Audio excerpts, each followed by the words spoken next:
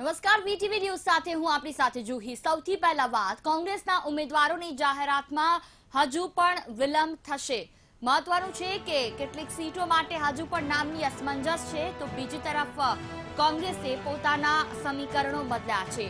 રાજકોટ બેઠક પર કોંગ્રેસે શિવરાજને ઉમેદવાર બનાવવાનું મન છે, તો બીજી તરફ શિવરાજ જવાબની રાહ જોવાઈ રહી છે, જેના કારણે હજુ પણ વિલંબ થઈ શકે છે। જામનગર જૂનાગઢ બેઠક પર પણ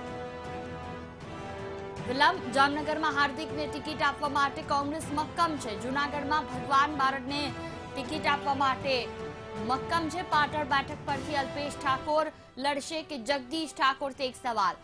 કોને ચૂંટણી લડવી તે કોંગ્રેસે બંને નેતાઓ પર છોડ્યું છે। કોંગ્રેસના ઉમેદવારોની જાહેરાતમાં હજુ પણ વિલંબ થશે। કેટલીક સીટો પર કોંગ્રેસે સમીકરણો બદલ્યા છે। રાજકોટ બેઠક પર કોંગ્રેસનું શિવરાજને ઉમેદવાર બનાવવાનું મન છે, તો શિવરાજ જવાબની રાહ જોવાઈ રહી છે। જામનગર જૂનાગઢ બેઠક પર કોંગ્રેસ કોર્ટના ચુકાદાની રાહ જોશે। જામનગરમાં હાર્દિકને ટિકિટ આપવા માટે કોંગ્રેસ મક્કમ છે। જૂનાગઢમાં ભગવાન બારડને ટિકિટ આપવા માટે મક્કમ છે। આગામી સમયમાં કેવા સમીકરણો રચાય છે તે જોવું રહ્યું। આજ વિશે વધુ વાતચીત કરવા માટે અમારી સાથે સંવાદદાતા નરેન્દ્ર રાઠોડ જોડાયા છે। નરેન્દ્ર, વાત કરવામાં આવે તો કોંગ્રેસની જે ઉમેદવારોની યાદીમાં છે તેમાં હજુ પણ વિલંબ થઈ શકે છે। તેણે પોતાના સમીકરણો બદલ્યા છે। ખાસ વાત એ કે ઉમેદવારો પર છોડ્યું છે કે આખરે ચૂંટણી કોણ લડશે, શું વિગતો? જે કોંગ્રેસની પ્રથમ યાદી આવી હતી ત્યારબાદ એ બાબત વારંવાર કહેવામાં આવતી હતી કે કોંગ્રેસ પોતાના જે 26 લોકસભાના બેઠકના જે એમના ઉમેદવાર છે એને વધારેમાં વધારે સમય આપવા માંગે છે અને એના કારણે તેઓ ઉમેદવારોના નામની જાહેરાત વહેલા કરી દેશે। પરંતુ જે છેલ્લા કેટલાક દિવસોની અંદર રાજકીય સમીકરણો બદલાયા છે અને એ રાજકીય સમીકરણોના કારણે કોંગ્રેસની જે યાદી આવવાની હતી, બહાર પડવાની હતી, એની અંદર પણ વારંવાર વિલંબ થઈ રહ્યો છે। 22 બેઠકોના કોંગ્રેસના ઉમેદવાર માટે વારંવાર અભ્યાસ કરવામાં આવી રહ્યો છે। આ સિવાય દિલ્હીની અંદર બેઠક પણ કરવામાં આવી રહી છે, પરંતુ હજુ પણ એ રાજકીય સમીકરણોની અંદર ઉલઝાયેલી જે જ્ઞાતિ અને જાતિના જે સમીકરણો છે એની અંદર ઉલઝાયેલી કોંગ્રેસ જોવા મળી રહી છે। જામનગરની અંદર હાર્દિક પટેલને, જ્યારે જૂનાગઢ જે લોકસભા બેઠક છે એના પરથી ભગવાનભાઈ બારડ કે જેઓ વિધાનસભાના સભ્ય તરીકે એમને સસ્પેન્ડ કરવામાં આવ્યા છે અને આ બંનેના જે મામલો છે એ અત્યારે હાલ કોર્ટની અંદર ચાલી રહ્યો હોય છે। કોંગ્રેસ કોર્ટના ચુકાદાની રાહ જોઈ રહી છે કે હાર્દિકને પરમિશન મળે, આ સિવાય ભગવાનભાઈ બારડ છે એમને પણ ગ્રીન સિગ્નલ મળી જાય, તો આ બંને જે મહત્વની બેઠક છે, કારણ કે જામનગર લોકસભા બેઠક એક એવી બેઠક છે કે જ્યાંથી વર્ષોથી આહિર જે કોમ્યુનિટી છે એ લડતી આવી છે અને એમના કેન્ડિડેટને ટિકિટ આપવામાં આવતી હોય છે, પરંતુ આ વખતે એની અંદર હાર્દિક પટેલનું સમીકરણ ઉમેરાયું છે। હાર્દિક પટેલને જો જામનગર લોકસભા બેઠક પરથી ટિકિટ આપવામાં આવે તો એના બદલે જે જૂનાગઢ છે એ આહિર કોમ્યુનિટીને ટિકિટ આપવી ખૂબ મહત્વની બની જાય છે અને એના જ કારણે કોંગ્રેસ આ બંને સીટો છે એનું એકબીજાનું જે સમીકરણ છે એને જોડવા માટે રાહ જોઈ રહી છે। આ સિવાય જે રાજકોટ લોકસભા બેઠકની ટિકિટ છે એના પર નરેશ પટેલના પુત્ર જે શિવરાજ પટેલ છે એમના જવાબની રાહ જોવામાં આવી રહી છે। જે સૂત્રો પાસેથી માહિતી મળી રહી છે તે મુજબ શિવરાજ પટેલ સાથે વાતચીત કરવામાં આવી છે, નરેશ પટેલ સાથે પણ વાતચીત કરવામાં આવી છે અને જો તેમના દ્વારા એક ગ્રીન સિગ્નલ કોંગ્રેસને આપવામાં આવે કે તેઓ એક કેન્ડિડેટ, કોંગ્રેસના કેન્ડિડેટ તરીકે રાજકોટની લોકસભા બેઠક પરથી લડવા માંગે છે, તો પછી એમને લડાવવા માટે કોંગ્રેસે મન મક્કમ કર્યું છે। રહી વાત ઉત્તર ગુજરાતની, તો ઉત્તર ગુજરાતની 2 લોકસભા બેઠકો છે કે જેને લઈને કોંગ્રેસ મૂંઝવણની અંદર જોવા મળી રહી છે, જેની અંદર જે પ્રથમ બેઠક છે પાટણ લોકસભા બેઠક કે જે કોંગ્રેસ માટે જીતની બેઠક છે અને 2 મહારથી ઠાકોર સમાજના અને કોંગ્રેસના નેતા અલ્પેશ ઠાકોર અને જગદીશ ઠાકોર આ બંનેના નામ ચાલી રહ્યા છે, પરંતુ પક્ષે ખુદ એ બંને નેતાઓ પર ઢોળી દીધું છે કે કોઈ પણ એક નેતા આપસી સંમતિથી નક્કી કરે કે બંનેમાંથી કયા નેતા ચૂંટણી લડવા માંગે છે। વારંવાર એ અહેવાલો સામે આવ્યા છે। આ સિવાય અલ્પેશ ઠાકોર મીડિયા સમક્ષ આવીને પણ બોલ્યા છે કે તેઓ ચૂંટણી લડવા માંગતા નથી, પરંતુ હાઈકમાન્ડની શરૂઆતથી જ એ માંગ રહી છે અથવા તો એમની એ ઈચ્છા રહી છે કે અલ્પેશ ઠાકોર જો ચૂંટણીમાં ઝંપલાવે તો એ બેઠક અને આ સિવાયની જે બનાસકાંઠા અને અન્ય જે બેઠકો છે એના પર પણ એનો પ્રભાવ પડી શકે અને ઠાકોર મતદાતાઓ કોંગ્રેસ તરફી ઝુકાવ રાખી શકે અને એના કારણે જ અલ્પેશ ઠાકોરને ચૂંટણી લડાવવામાં આવે લોકસભાની એ મત જોવા મળ્યો હતો, પરંતુ જે સમગ્ર વિવાદો થયા હતા અને એ વિવાદો બાદ આખરે અલ્પેશ ઠાકોર મીડિયા સમક્ષ જ કહી ચૂક્યા છે કે તેઓ ચૂંટણી લડવાના મૂડમાં નથી. એવા સમયે બીજા જે એમના અન્ય કેન્ડિડેટ છે એ જગદીશ ઠાકોરને મનાવવા માટેના પણ પ્રયત્ન થઈ રહ્યા છે અને આખરે પક્ષે એ બંને કેન્ડિડેટ પર જ દોડી દીધું છે કે એ બંનેમાંથી જીતનો ઉમેદવાર કોણ હશે એ બંને સાથે મળીને નક્કી કરે અને એ બંને જે નક્કી કરશે એને ટિકિટ આપવામાં આવશે. એટલે આ પ્રકારની એક દ્વિધા કોંગ્રેસની અંદર જોવા મળી રહી છે અને એના જ કારણે કોંગ્રેસ પોતાનું જે અન્ય લિસ્ટ જે કેન્ડિડેટ 22 ઉમેદવારો બાકી છે એનું બહાર પાડવાનું હતું, જે આ બધી દ્વિધાના કારણે હજુ બહાર નથી પડ્યું. બિલકુલ, તમામ જાણકારી બદલ આભાર નરેન્દ્ર. તો કેટલીક એવી બેઠકો છે કે જે કોંગ્રેસને ખૂબ ભારે પડી શકે છે, તો કેટલીક બેઠકો એવી પડશે કે જે કોંગ્રેસે જીત અપાવી શકે છે, જેમ કે જુનાગઢ, રાજકોટ અને સુરત. આ 3 બેઠકો એવી છે કે જે કોંગ્રેસ અસમંજસમાં છે, કારણ કે સુરત પણ એક એવી બેઠક છે કે જ્યાં પહેલેથી ભાજપ પોતાનો દબદબો જાળવતું આવ્યું છે. મૂળ સુરતીને ટિકિટ આપવામાં આવે છે, એટલા માટે ચોક્કસથી ભાજપ જીતી જાય છે. સામે કોંગ્રેસ સામે સવાલ છે કે આખરે કોને ઉભા રાખવામાં આવે. આ સિવાય જુનાગઢ અને રાજકોટ તેને લઈને પણ અસમંજસ છે, એટલે કોંગ્રેસની જે લિસ્ટ છે તે બહાર આવવામાં હજી વિલંબ થઈ શકે છે. ભરૂચ લોકસભા બેઠક પર ઉમેદવારોના નામોમાં અહેમદ પટેલના પુત્ર ફૈઝલ પટેલની એન્ટ્રી થઈ છે. ભરૂચ બેઠક પરથી ફૈઝલ ચૂંટણી લડી શકે છે, તો આવતીકાલે ઝાડેશ્વર ખાતે યોજાનારા કાર્યકર્તા સંમેલનમાં પણ ફૈઝલ પટેલ ઉપસ્થિત રહેશે, જેને લઈને અનેક ચર્ચાઓ છે. ઉલ્લેખનીય છે કે ફૈઝલ પટેલ છેલ્લા કેટલાય સમયથી પ્રદેશના રાજકારણમાં યુવા નેતા તરીકે સક્રિય છે ને હવે ભરૂચ લોકસભાની બેઠક પર તેમનું નામ ચર્ચાઈ રહ્યું છે. ત્યારે જો ટિકિટ મળે તો ફૈઝલ પટેલની રાષ્ટ્રીય રાજકારણમાં પણ એન્ટ્રી થઈ જશે.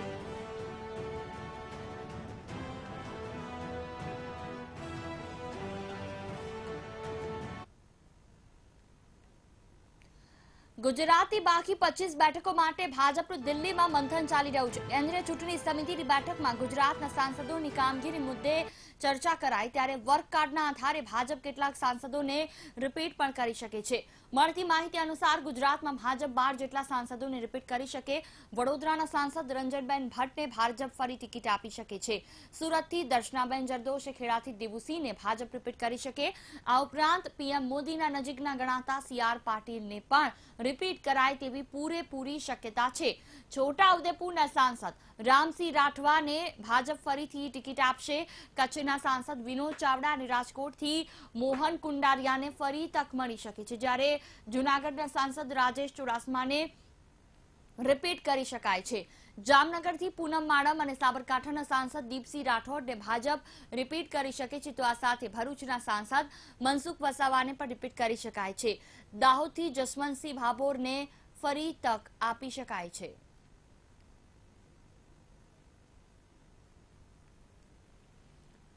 રાજ્યની 26 લોકસભા બેઠકમાંથી એક બેઠક પર ભાજપે અમિત શાહને મેદાનમાં ઉતારી દીધા. હજુ 25 બેઠકો માટે ભાજપના ઉમેદવારની પસંદગીની પ્રક્રિયા ચાલી રહી છે, તો દિલ્હી ખાતે ભાજપ પાર્લામેન્ટરી બોર્ડની બેઠકમાં ઉમેદવારોને લઈને ચર્ચા કરવામાં આવી. મળતી માહિતી અનુસાર ગુજરાતના 2 કેબિનેટ મંત્રીને ચૂંટણી લડાવવા ભાજપના પ્રયાસ છે. જયેશ રાદડિયા અને દિલીપ ઠાકોરને લોકસભા ચૂંટણી લડાવવાના પ્રયાસ છે. બંને મંત્રીઓને મનાવવાના ભાજપ દ્વારા પ્રયાસ કરાઈ રહ્યા છે. ભાજપ જયેશ રાદડિયાને પોરબંદરથી ચૂંટણી લડાવવા માંગે છે, કારણ કે પોરબંદર બેઠક પરથી વર્ષોથી રાદડિયા પરિવારનું પ્રભુત્વ રહ્યું છે. પાટણ બેઠકની વાત કરીએ તો દિલીપ ઠાકોરને તેમના મૂકવામાં આવી શકે તેવી શક્યતા છે. મતદારો ખૂબ અસરકારક છે. જો કે બંને મંત્રીઓ લોકસભાની ચૂંટણી લડવાનો ઇનકાર કરી દીધો છે.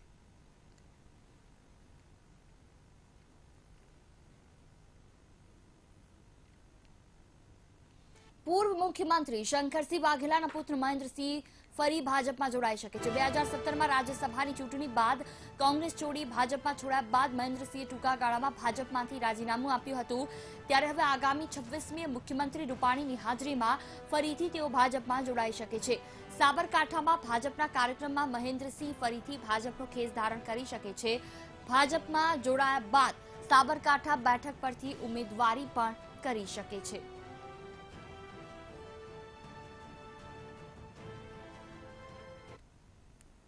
લોકસભાની ચૂંટણીને લઈને રાજકીય પક્ષોમાં ગરમાવો જોવા મળ્યો અને પક્ષ પલટાની સિઝન ચાલી છે. સાવલીના પૂર્વ ધારાસભ્ય અને એનસીપીના નેતા ખુમાણસિંહ કોંગ્રેસમાં જોડાયા.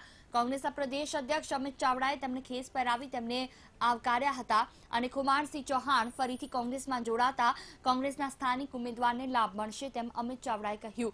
તો કુમારસિંહ ચૌહાણે પણ ઘર વાપસીથી હર્ષની લાગણી અનુભવાય છે તેમ કહ્યું. મહત્વનું છે કે કુમારસિંહ ચૌહાણ કોંગ્રેસમાં હતા ત્યારે સાવલી બેઠક પરથી 4 વખત ધારાસભ્ય પણ રહી ચૂક્યા છે, પરંતુ 2017માં વિધાનસભાની ચૂંટણીમાં કોંગ્રેસમાંથી ટિકિટ ન મળતા એનસીપીમાં જોડાયા હતા અને એનસીપીમાંથી વિધાનસભાની ચૂંટણી લડ્યા હતા, જેમાં તેમની હાર થઈ હતી.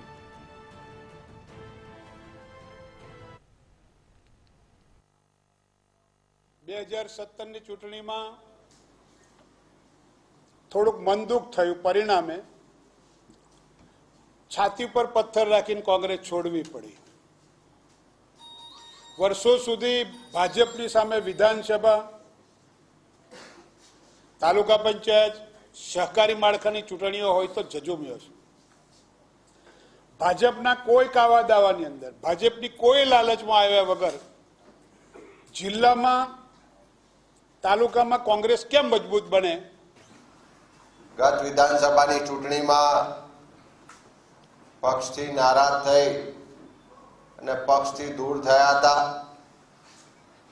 પણ ત્યાર પછી સતત ફરી પાછી પોતાની ભૂલનો સ્વીકાર કરીને કોંગ્રેસ પક્ષમાં સક્રિય થવાની એમની જે લાગણી હતી, અને એમાં અહીંયા ઉપસ્થિત કોંગ્રેસ પક્ષના પણ વરિષ્ઠ જે આગેવાનો અને કાર્યકરો છે એમની પણ લાગણી હતી કે ખુમાનસિંહભાઈ ફરી કોંગ્રેસ પક્ષમાં સામેલ થાય અને સક્રિય રીતે કામ કરી ને કોંગ્રેસ પક્ષને એ વિસ્તારમાં અને વડોદરા જિલ્લામાં મજબૂત બનાવે. એવા સંજોગોમાં ખુમાનસિંહભાઈ પુનઃ કોંગ્રેસ પ્રવેશ મેળવ્યો છે, ત્યારે એનાથી ત્યાંના સ્થાનિક સંગઠનને એક તાકાત મળશે ને સતત પ્રજા વચ્ચે રહેનાર એક આગેવાનના આવવાથી એ વિસ્તારના પ્રજાના પ્રશ્નોને પણ વાચા આપવાની. Welcome back. કેબિનેટ મંત્રી જવાહર ચાવડાનો એક વિડીયો વાયરલ થયો. તેઓ પત્રકારને અપશબ્દો બોલતા નજરે પડ્યા. આ વિડીયો વંથલીમાં યોજાયેલી એક જાહેર સભાનો છે, જ્યાં મંત્રી જવાહર ચાવડા ભાન ભૂલ્યા ને અપશબ્દો બોલી રહ્યા છે. પક્ષપલટા મુદ્દે જવાહર ચાવડાનો પત્રકારોને સવાલો કરતા તેઓ અકળાયા હતા. અગાઉ પીએમ મોદીને પણ જવાહર ચાવડા અપશબ્દ બોલી ચૂક્યા છે. ત્યારે અહીંયા સવાલ એ છે કે પત્રકારો સાથે આવો વ્યવહાર કેટલો વ્યાજબી? પત્રકારોના સવાલ પર મગજ કેમ ગુમાવો છો? શું આવી ભાષા કેબિનેટ મંત્રી તરીકે તમને શોભે ખરી? અપશબ્દો બોલતા પહેલા વિચાર ન આવ્યો? પત્રકારોને ધમકાવવા કેટલા યોગ્ય? પત્રકારોનું કામ સવાલ કરવાનું છે. જો મંત્રી જ આવી ભાષાનો ઉપયોગ કરશે તો જનતા આવા મંત્રીઓથી શું આશા રાખશે? તેમના નિવેદન બાદ વિવાદ થતા તેમણે સ્પષ્ટતા કરી કે આ તળપદી ભાષામાં કહ્યું હતું, મારો ઈરાદો ખોટો નહોતો. પત્રકારમાં સૌથી મોટો પ્રશ્ન હતો કે આ કોંગ્રેસમાંથી ભાજપમાં શું? મને હજી પત્રકારો પૂછે છે કે શેના માટે ગયા, તમને હું વાંધો? મેં કહું વાંધો તારા બાપ કઈ હતો જ નહીં અહીંયા. અમારી આ તળપદી ભાષા છે ને, તળપદી ભાષા પ્રમાણે જ બોલેલો છું. કોઈ ઇન્ટેન્શન ખરાબ નહોતો વાત કરવામાં, પણ મારો પ્રશ્ન સૌથી મોટો એ છે કે મારા 20 મિનિટના પ્રવચનમાં તમને 3 સેકન્ડ જ દેખાય છે. Why can't press be positive? 19 મિનિટની વાત કરી એની કોઈ ચર્ચા નથી કરતું. 3 સેકન્ડની વાત તમને ખટકી કરવી ક્યાં અંશે વ્યાજબી છે? સમાજ ભવિષ્ય આપણે સુધારવું હશે તો પોઝિટિવની વાત આગળ વધારવી જ આપણા સમાજના હિતમાં છે. હું માનું છું પ્રેસની પણ વાત સમજવાની જરૂર છે. નબળી કરતાં સારી વાતનું બ્રોડકાસ્ટિંગ કરો, એમાં તમારું, મારું અને ભવિષ્યના સમાજનું હિત છે. જવાહર ચાવડાના નિંદનીય નિવેદનથી ચારે તરફ ટીકા થઈ રહી છે. કોંગ્રેસના નેતા મનીષ દોશી અને લલિત વસોયાએ પણ જવાહર ચાવડાની ટીકા કરી. મનીષ દોશીએ પ્રહાર કરતા કહ્યું કે જવાહર ચાવડા પર સત્તાનો નશો ચડ્યો, તો લલિત વસોયાએ પણ કહ્યું કે ભાજપમાં જોડાયા બાદ તેમની વાણી કર્કશ થઈ ગઈ છે. ભારતીય જનતા પાર્ટીના સરકારના કેબિનેટ મંત્રી જે રીતનો ભાષા પ્રયોગ કર્યો, વાણી વિલાસ કર્યો, એ અહંકારની ભાષા છે, સત્તાના નશાની ભાષા છે. જવાહરભાઈ ચાવડાએ જે નિવેદન વાપર્યું છે તે લોકતંત્રની ચોથી જાગીર, ચોથો સ્તંભ, પત્રકારો માટે અસભ્ય ભાષા કોઈ પણ સંજોગોમાં ચલાવી લેવાય નહીં. કેબિનેટ મંત્રી તરીકે કેબિનેટના વડા રાજ્યના મુખ્યમંત્રી શ્રી વિજયભાઈ રૂપાણી ગુજરાતની જનતાને જણાવે, ગાંધી સરદારના ગુજરાતને જણાવે કે એમના મંત્રીઓની આ ભાષા સાથે તેઓ સહમત છે કે નહીં. જવાહરભાઈ ચાવડાએ આ દેશની ચોથી જાગીર ગણાતા પત્રકારો વિશે જે અશોભનીય ટિપ્પણી કરી છે એમની હું નિંદા કરું છું. જવાહરભાઈ સાલસ સ્વભાવના મિતભાષી માણસ હતા, પણ ક્યાંક એવું લાગે છે કે ભારતીય જનતા પાર્ટીમાં જવાથી ભારતીય જનતા પાર્ટીના જે સિદ્ધાંતો છે, ભારતીય જનતા પાર્ટીની જે કર્કશ વાણી છે એ જવાહરભાઈની અંદર આવી હોય અને સંઘની અસર જવાહરભાઈમાં થઈ હોય એવું એમના નિવેદન ઉપરથી સ્પષ્ટપણે લાગી રહ્યું છે. ભાજપ વારંવાર રાષ્ટ્રીય સુરક્ષાના મુદ્દે કોંગ્રેસે ઘેરવાનો પ્રયાસ કરી રહ્યું છે, ત્યારે કોંગ્રેસના નેતા અહેમદ પટેલે ભાજપને સણસણતો જવાબ આપ્યો. અહેમદ પટેલે ટ્વીટ કરી કહ્યું કે ભાજપ રાષ્ટ્રીય સુરક્ષાને લઈ અમને લેક્ચર ન આપી શકે. અમે રાષ્ટ્રીય સુરક્ષાની રક્ષા માટે ભારે કિંમત ચૂકવી છે. દેશ માટે અમારા 2 પ્રધાનમંત્રીઓ, એક મુખ્યમંત્રી અને અન્ય નેતાઓએ શહીદી વહોરી છે. અહેમદ પટેલે જણાવ્યું કે ઇતિહાસ સાક્ષી છે કે કોંગ્રેસે રાષ્ટ્રવાદી એજન્ડાને કેવી રીતે લાગુ કર્યો. બાંગ્લાદેશની રચના એ રાષ્ટ્રવાદની ઘટનાનું એક ઉત્તમ ઉદાહરણ છે. કોંગ્રેસના કાળમાં પાકિસ્તાનને 3 યુદ્ધમાં માત આપી છે. આ બધી ઘટનાઓ દરમિયાન કઈ પાર્ટી સત્તામાં હતી? ભાજપે એ વિચારવાની જરૂર છે. યુવાનોને માર મારતો એક વિડીયો વાયરલ થયો. ઓએનજીસીના ખાનગી સર્વેના ચોકીદારો દ્વારા માર મારતો આ વિડીયો વાયરલ થયો છે, જેમાં યુવાનોને લાકડી અને વાયરો દ્વારા મૂઢ માર મારવામાં આવી રહ્યો છે. યુવાનો સર્વેની કામગીરીમાં ચોરી કરતા હોવાથી મૂઢ માર માર્યો હોવાની વાત વહેતી થઈ છે. જો કે માર મારનાર ઓએનજીસીના સિક્યોરિટી ગાર્ડ નહીં હોવાનું ઓએનજીસીના પીઆરઓ રટણ કરી રહ્યા છે. વીટીવીના અહેવાલ બાદ આ સમગ્ર મામલે મહેસાણા ડીએસપીએ તપાસના આદેશ આપ્યા છે.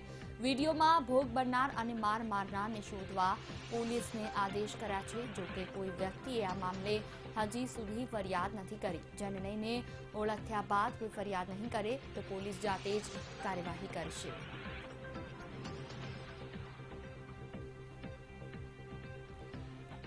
તો શું કર્મચારીઓ કામ કરવા માટે આવે છે કે માર ખાવા માટે? તે સવાલ થાય.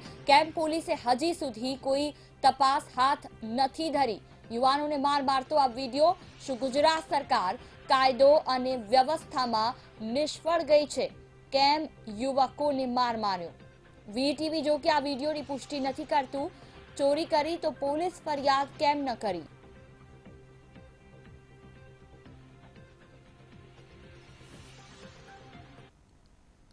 વડોદરામાં ખેતરમાં દારૂની મહેફિલ મારતા 15 શખ્સો ઝડપાયા. માંજલપુર પોલીસે તમામ યુવકોને દારૂની મહેફિલ મારતા રંગે હાથ ઝડપી પાડ્યા છે. દારૂ સહિતનો મુદ્દામાલ જપ્ત કર્યો છે. હાલ પોલીસે તમામ યુવકોની ધરપકડ કરી વધુ કાર્યવાહી હાથ ધરી છે. ખેતરમાં દારૂની મહેફિલ મારતા તમામ લોકો ઝડપાયા છે. દારૂ સહિતનો મુદ્દામાલ પણ પોલીસે જપ્ત કર્યો છે. વડોદરામાંથી દારૂની મહેફિલ ઝડપાઈ છે. 15 યુવકોની હાલ તો ધરપકડ કરવામાં આવી છે. પોલીસે તમામ લોકોની ધરપકડ કરી તમામ મુદ્દામાલ કબજે કર્યો છે.